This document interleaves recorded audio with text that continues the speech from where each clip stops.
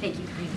John, on the proxy attacks on U.S. troops, we're now up to 40 since October 17th, with 46 service members being injured or reporting traumatic brain injuries.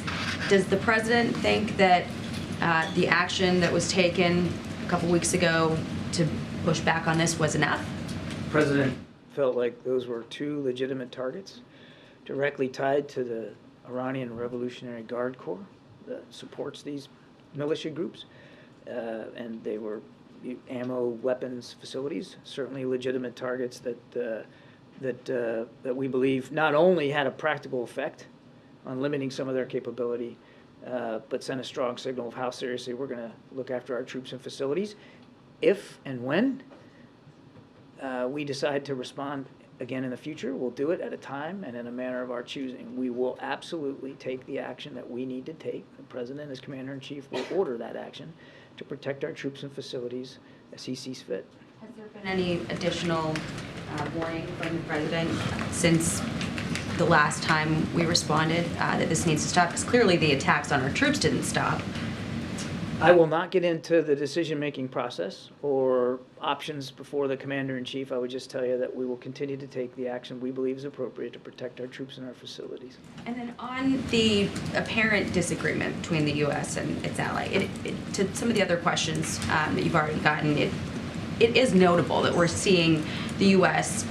more readily acknowledge some space between what we're advising and what Israel is doing. Like, Israel appears to be resisting the humanitarian pauses still. The President, the administration has been calling that for a couple of weeks, saying that we don't support indefinite occupation. That was a State Department briefing today after Netanyahu said that Israeli forces could be there for an indefinite period of time. And even in the readout from the call with the Prime Minister, the White House readout used again the language of extremist settlers. This is somewhat notably different than the kinds of language we were hearing immediately after October 7th. So can you characterize the closeness of the relationship right now?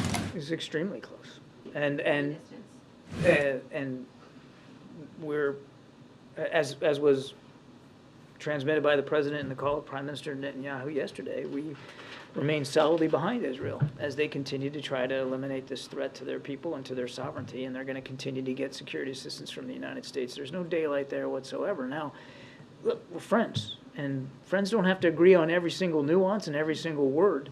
The Prime Minister speaks for a sovereign nation and for a sovereign people, and he should obviously, be queried about the points that he's making, but it doesn't mean that we're somehow backing away from our friend and our ally Israel, the strongest ally we have in the Middle East, or we're backing off our support for what they're trying to do to protect their people. Or Netanyahu in particular, given the Politico reporting from a little while ago that was a point of discussion whether he'd be... I'm not going to get into the confirming those kind of press reports.